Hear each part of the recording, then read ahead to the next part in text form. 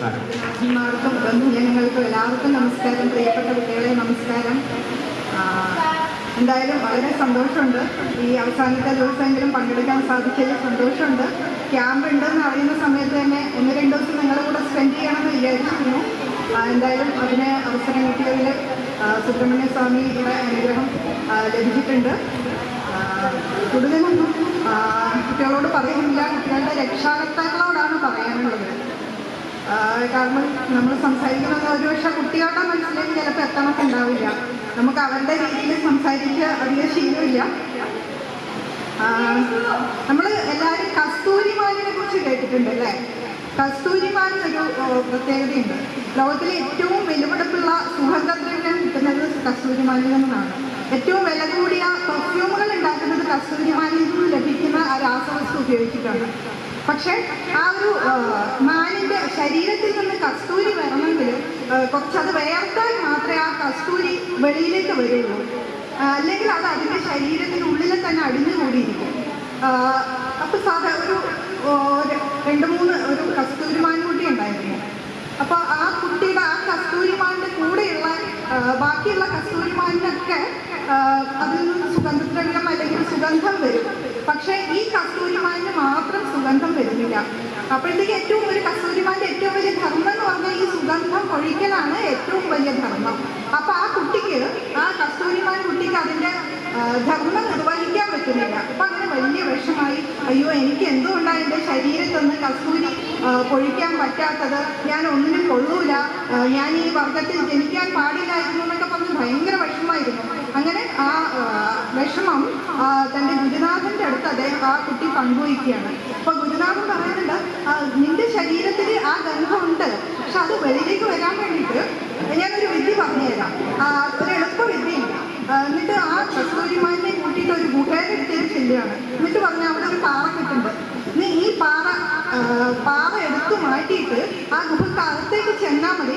അപ്പം നിന്റെ ശരീരത്തിൽ നിന്നും സുഗന്ധം പൊഴിയാൻ തുടങ്ങുന്നു. അങ്ങനെ എന്ത് ചെയ്തു എന്ന് വെച്ചാൽ കുട്ടി തൻ്റെ കൊമ്പ് ഉപയോഗിച്ചിട്ട് ആ പാറ തള്ളി മാറ്റാൻ വേണ്ടിയിട്ട് ശ്രമിക്കും.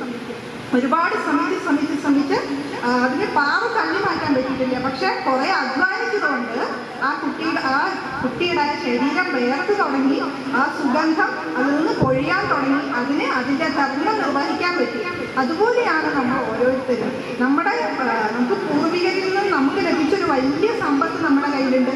അത് മന്ത്രങ്ങളാണ്, തന്ത്രം, വേദം, അങ്ങനെ ഉപനിഷത്തുകൾ, അങ്ങനെയുള്ള ഒരുപാട് നമ്മുടെ ഭാരതത്തിൽ നമ്മളെ പിന്തുടരുന്ന ഒരുപാട് അറിവുകൾ നമുക്ക് പൂർവികരായിട്ട് നമുക്ക് തന്നിട്ടുണ്ട്. നമ്മുടെ ഉള്ളിലൊക്കെ ആ രക്തത്തിൽ അലിഞ്ഞു ചേർന്നിട്ടുണ്ടത്. പക്ഷെ അതിനെ നമുക്ക് വെളിയിലേക്ക് എടുക്കണമെങ്കിൽ, ഇന്നത്തെ രീതിയിൽ അത് പ്രയോജനപ്പെടുത്തണമെങ്കിൽ നമ്മൾ കുറച്ചധികം അധ്വാനം ചെയ്യേണ്ടതുണ്ട്. കസ്തൂരിമാൻ കുട്ടി അധ്വാനിച്ച് അതിൽ നിന്ന് വേർപ്പ് വന്നതുപോലെ നമ്മൾ കുറച്ച് അധ്വാനിച്ചാൽ മാത്രമേ അത് വെളിയിലേക്ക് വരാൻ പറ്റൂ. അങ്ങനെ വെളിയിലേക്ക് വന്നു കഴിഞ്ഞാൽ നമുക്ക് ഈ ലോകത്തിൽ നമുക്ക് ചെയ്യാൻ കഴിയാത്തതായിട്ട് ഒന്നുമില്ല. ഇന്ന് നമ്മൾ ആധുനിക വിദ്യാഭ്യാസത്തിൽ നമ്മൾ ട്യൂഷൻ പഠിക്കാൻ പോകുന്നു, നമ്മൾ പ്രസംഗം പഠിക്കാൻ പോകുന്നു, അല്ലെങ്കിൽ ബാക്കിയുള്ള എല്ലാ അഭ്യാസങ്ങളും നമ്മൾ ചെയ്യുന്നുണ്ട് ട്യൂഷനൊക്കെ പോയിട്ട്. പക്ഷേ നിങ്ങളൊന്നും വേണ്ട, നിങ്ങൾ ഈ വേദങ്ങളും മന്ത്രങ്ങളും തന്ത്രങ്ങളും ഒക്കെ പഠിച്ചു കഴിഞ്ഞാൽ നിങ്ങൾക്ക് ഇതൊക്കെ ഇന്നത്തെ ആധുനിക ജീവിതത്തിൽ നിങ്ങൾക്ക് പഠിക്കാൻ വേണ്ടിയിട്ടുള്ള ഒരു അടിത്തറ നിങ്ങൾക്ക് അതിൽ നിന്ന് കിട്ടുന്നുള്ള കാര്യം ഉറപ്പാണ്. നിങ്ങൾ ഈ തമിഴ് ഗ്രാമീൺസിനെ നോക്കുക. തമിഴ് ഗ്രാമീൺസ് അവർ IAS ഉദ്യോഗസ്ഥരാവട്ടെ, ഏറ്റവും ഉന്നതമായിട്ടുള്ള നിലയിൽ കഴിയുന്നവരാകട്ടെ, അവരെപ്പോഴും അവർ ഉപനയനം കഴിഞ്ഞ ഉടനെ ആദ്യം ചെയ്യുക ഒരു തന്ത്രങ്ങൾ, അവർ വേദം പഠിക്കും. അതിൻ്റെ ഗുണം നമുക്ക് അവരെ നോക്കി അറിയാം. അവരുടെ ഓരോ വർത്തമാനത്തിലും അവരുടെ ജീവിതശൈലിയിലും അവർ എത്രയോ ഉന്നതിയിൽ എത്തിച്ചേർന്നിട്ടുണ്ട്. അതിനൊക്കെ അവരെ സഹായിക്കുന്നത് ഈ മന്ത്രങ്ങളും തന്ത്രങ്ങളും വേദപഠനങ്ങളും ഒക്കെയാണ്. നമുക്ക് കേരളീയർക്ക് മാത്രമാണ് നമുക്കത് ഒട്ടും അതിനോട് ഇപ്പോഴത്തെ ഓരോ തലമുറ കഴിയുന്തോറും നമുക്ക് അതിനോടുള്ള ആ ഒരു താല്പര്യം നഷ്ടപ്പെട്ട് കൊണ്ടിരിക്കുന്നത് നമ്മൾക്ക് മാത്രമാണ്. അപ്പോൾ നമ്മൾക്ക് എപ്പോഴും അച്ഛനമ്മമാരാണ്, അവരോടാണ് പറയുന്നത്. അത് നമുക്ക് കിട്ടിയിരിക്കുന്ന ഏറ്റവും വലിയ നിധിയാണത്. നമ്മുടെ രക്തത്തിൽ അലിഞ്ഞു ചേർന്നിട്ടുണ്ട്. നമ്മൾ കുട്ടികളെ മറ്റ് വിദ്യാഭ്യാസത്തോടൊപ്പം തന്നെ ഇതും കൂടി പരിശീലിക്കുക. അതുപോലെ ലോകാസുഖിനോ ഭവന്തു എന്ന് പറയുന്നത് ഇതൊന്നും നമ്മൾക്ക് വേണ്ടിയിട്ടല്ല ചെയ്യുന്നത്, നമുക്ക് ഈ ലോകത്തിൻ്റെ നന്മയ്ക്ക് വേണ്ടിയിട്ടാണ്.